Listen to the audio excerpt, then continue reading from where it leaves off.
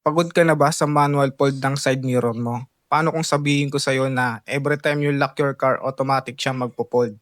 Sa video na to, tuturuan ko kayo kung paano magkabit ng Universal Auto Fold Side Mirror Module. Tara! Sakyan ka at balak mo yan pormahan. Isa lang ang magpapayo ko sa'yo. Dapat mo lang natimbrihan na iisa. Dream forecast ka na. Ito na yung wiring ng Universal Module natin, no? Kukunin natin yung mga signal dito sa maliit na socket na to. Yan. Ang kukunin natin dito yung fold, unfold, at saka accessories, ano? Ngayon, unahin muna natin yung power supply. Ito yung power supply, natap na natin yan.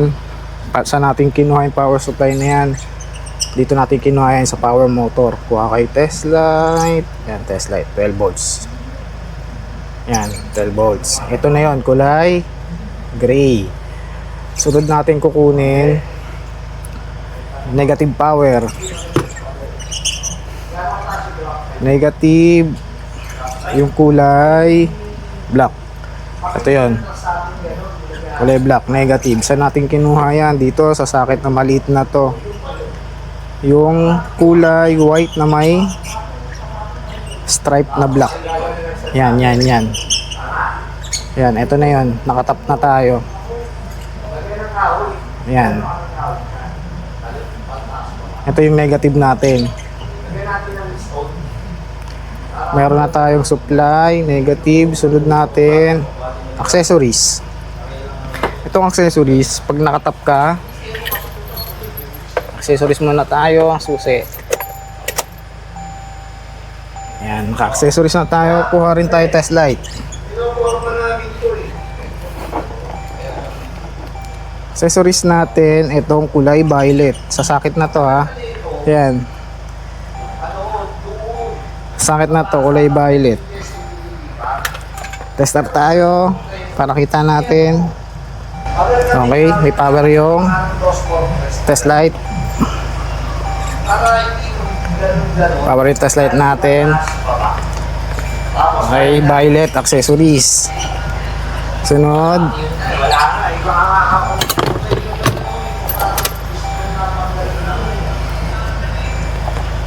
meron na tayong supply, negative, supply, negative, yung white accessories. Dito naman tayo sa brown. Yung brown natin, nakakonect to sa unfold ng mirror natin. Okay? Ito na yon, pinutol natin. Yan, itong wire na to, brown and green, unfold, fold. Yan, yung dalawang yan. Itong black na to, pinutol na natin yan, magkasama to eh. Sana ba yun?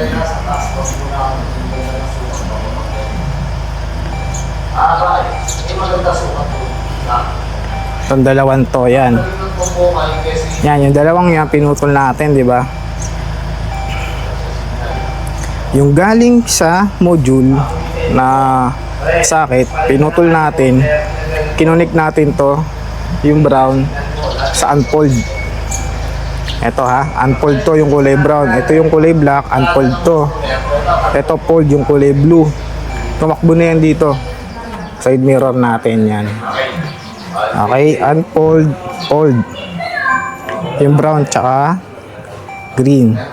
So doon naman tayo sa switching. Ito yung sa switching natin. Yan. Ito yung sa socket, no?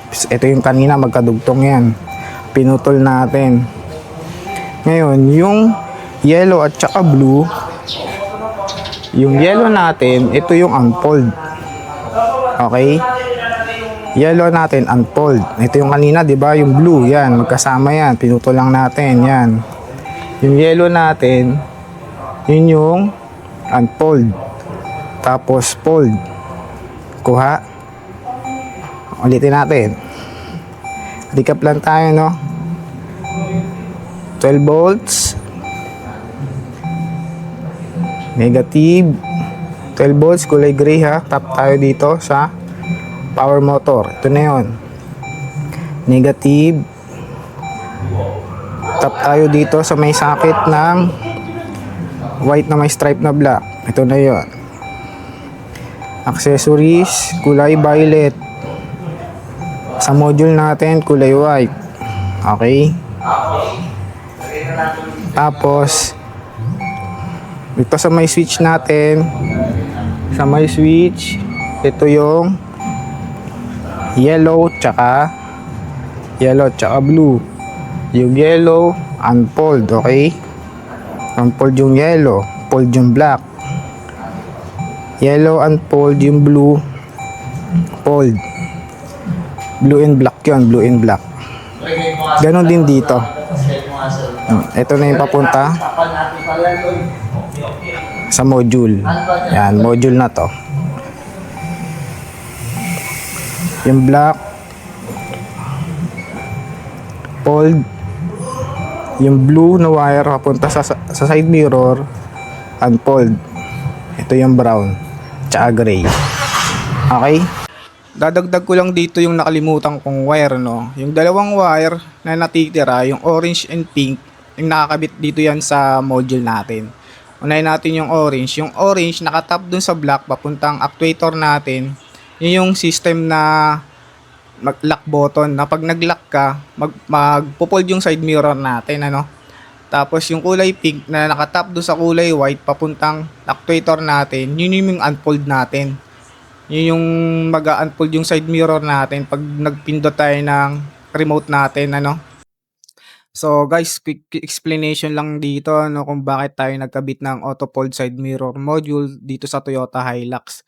So basically, yung purpose nito is para magkaroon tayo ng automatic folding side mirror pag nag-lock yung sasakyan. Alam naman natin na sa Hilux, kailangan pa pindutin yung ano niya, yung switch niya para mag-ano, no, mag-fold at saka unfold yung side mirror niya. Ang ginawa natin dito, nag-install tayo ng module na nag-intercept ng lock-unlock signal ng central lock system ng sasakyan natin. So every time na nilalak natin yung unit gamit ang remote, automatic na siya magpo-fold ng side mirror. Then pag nag-unlock tayo, automatic din siya magbubukas, no? So malaking convenience 'to lalo na sa daily use kasi una, protection sa side mirror mo. Alam naman natin na pag naiwan na nakabukas 'yan, medyo prone sa sabit or bangga lalo na sa tight parking space, no? Pangalawa, dagdag pogi points din siya sa unit natin. Simple lang yung upgrade pero malaking epekto sa overall look ng sasakyan, no? Installation wise, may konti tayong splicing, di man maiiwasan 'yan, pero dun sa unit na kinabit natin, universal, talagang mag-i-splice tayo. Ano naman, pagka plug and play naman, so madali lang naman siya. Itong unit na kinabit kasi natin, universal siya, no?